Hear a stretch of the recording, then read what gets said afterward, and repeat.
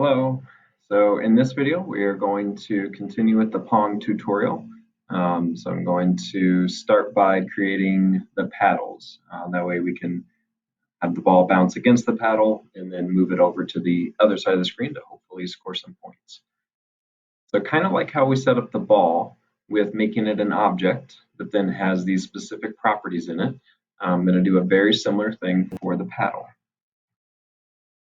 Right, so I'm going to say let paddle equal curly brace. Now I know that I'm going to have a left and a right paddle, so I'm going to go ahead and figure out a way to distinguish these in their names. So I'm just going to say it this way, say right.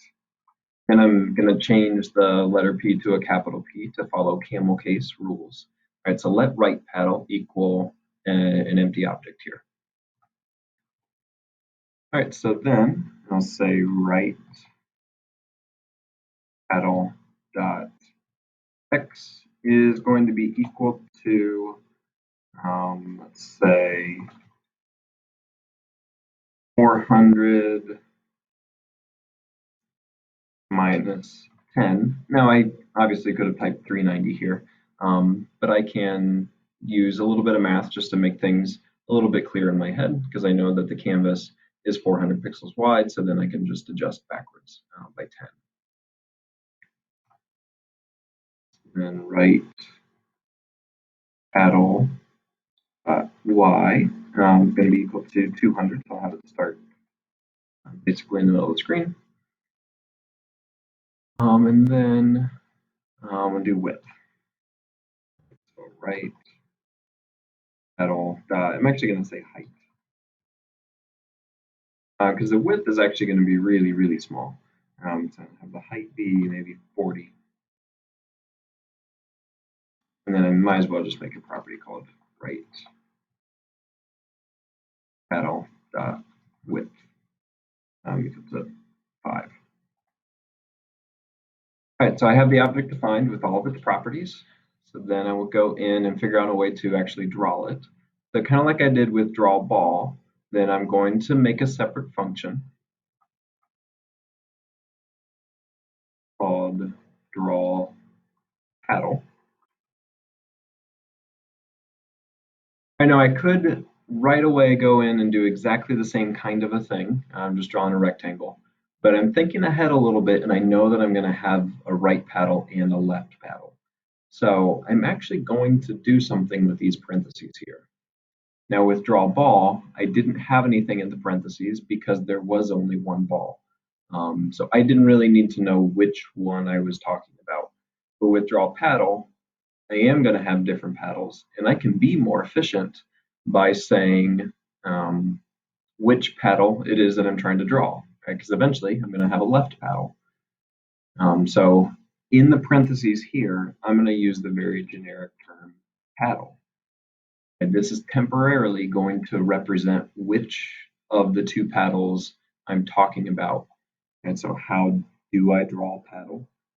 With the rect function, which takes in the x and the y and the width and the height.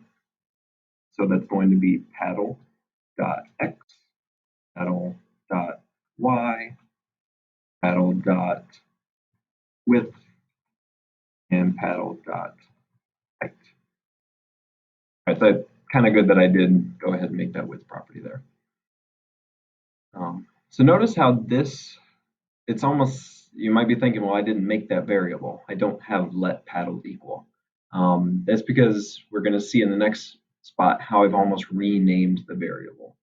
So just like, it's not even going to happen here. If I just press, it's going to draw the ball, but it doesn't draw the paddle. I defined the function, but I didn't call it. I didn't tell it to happen, because when is it supposed to happen? How many times is it supposed to happen? I need to program those things in, but at least I know how to draw a paddle. So just like I call draw ball, I'm going to call draw paddle. And just like there is something in the parentheses here, when I define the function, I need to put something in the parentheses here when I'm calling it. All right, it's supposed to represent the one paddle, and that's going to be right paddle. And so I'm telling it to draw a paddle, specifically the right paddle. The parentheses are kind of like, it's almost like they're portals or something that information is traveling from one part of the code to the other.